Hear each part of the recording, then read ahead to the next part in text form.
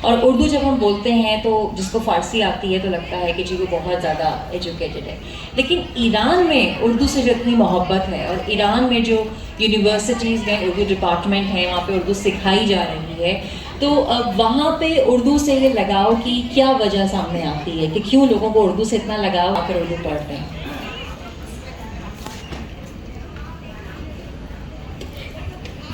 بسم اللہ الرحمن الرحیم، السلام علیکم۔ یہ میرے خیال سے ہر قوم کے لیے دلچسپ بات ہے کہ یہ دیکھیں دوسرے ملکوں میں ان کی زبان کی طرف کیا لگاؤ ہے، کیا ان کی زبان کی کیا اہمیت ہوتی ہے، کیونکہ ہر زبان ہر قوم کی پہچان ہوتی ہے۔ اور اب ایران میں کیسے اردو کی طرف لوگوں کی کشش پیدا ہوئی ہے، اس کی وجوہات کئی وجوہات ہیں۔ ایک دلی لگاؤ، اور ایک علمی اہمیت، اور ایک تیسری بات وہ دلی کشش ہے۔ وہ میں آپ کو سچ بتاؤں کہ ویسے عام لوگوں میں شاید شروع سے اتنی کشش نہیں تھی جیسے پاکستان میں فارسی کی طرف اتنی کشش ہے، کیونکہ آپ لوگ تو بچپن سے سعدی کے حکایات پڑھ رہے ہیں، حافظ کی شاعری پڑھ رہے ہیں۔ ہمیں اقبال کو البتہ ہمارے سارے بچے جانتے ہیں، کیونکہ اقبال کا فارسی کلام ہے، اس وجہ سے ان کا یہ بھی خیال تھا۔ میں خود بھی جب ہائی اسکول میں اقبال کا کلام میں نے پڑھا اور مجھے بھی بہت اچھا لگا، میں یہ سمجھتی بس ان کا ہے فارسی کلام ہے، میں نہیں جانتی تھی کہ اردو کلام بھی ان کا۔ مطلب جب سے تہران یونیورسٹی میں شعبہ اردو قائم ہوا، تقریباً 30 سال سے بھی زیادہ ہو گئے ہیں، پھر آہستہ آہستہ اردو کی پہچان ہو گئی، اور عام لوگوں میں بھی ابھی کشش پیدا ہوئی ہے کہ اردو سیکھیں۔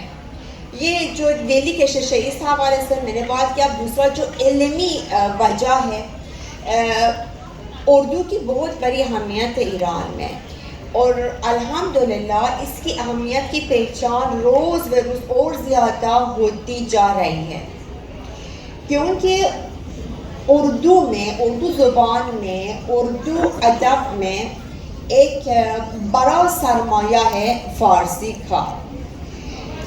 شاید آپ کے علم میں ہوگا یا نہیں ہوگا، جو اردو زبان میں، البتہ دکنی اردو میں جو سب سے پہلی اشعیا مثنوی لکھی ہوئی یہ ایرانی تھا، مقیمی استرابادی۔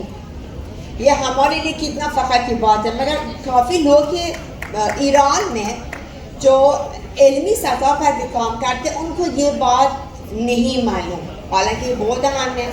ویسے دولت ایک شاعر تھا دکنی دور میں، دربار سے وابستہ ہو گیا۔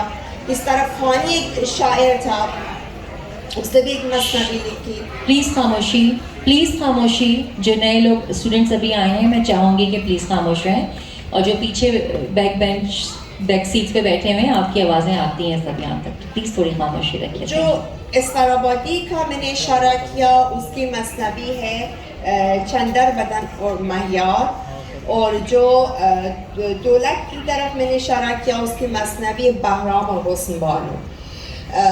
یہ صرف میں نے اس دور کی طرف اشارہ کیا جب ابھی اردو شاعری پڑھنے لگی تھی آپ، اور صرف میں نے 3 ایرانی لوگوں کے نام لیے، پھر آگے بھی ایرانیوں کا ہاتھ تھا قطب شاہی دور میں اور عادل شاہی دور میں۔ اس کے بعد کہنا چاہتی ہوں کہ صرف اردو کو ایک زبان کی حیثیت سے نہیں، جو اردو ادب ہے اس کو پڑھنے میں یا تو اردو زبان پڑھنے میں جو فارسی کا اتنا بڑا دخل ہے پہ پہچانا چاہیے۔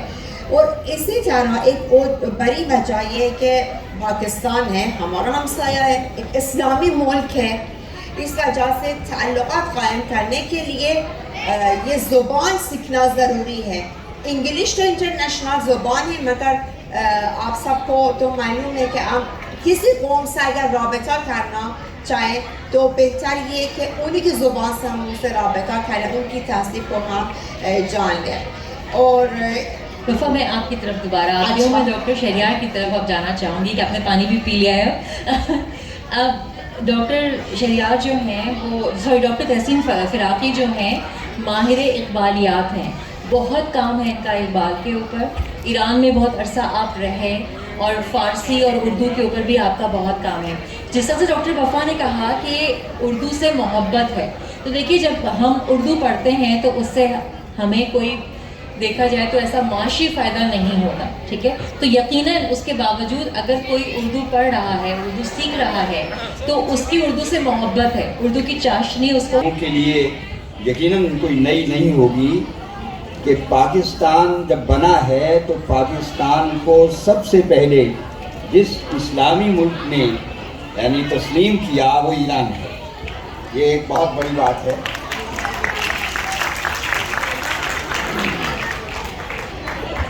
اگلی بات یہ ہے کہ دونوں کا اسکرپٹ ایک ہے، یعنی وہی عربی رسم الخط ہے جو تھوڑے سے ویریشن کے ساتھ، فرق کے ساتھ ہمارے اردو میں بھی ہے اور فارسی میں بھی ہے.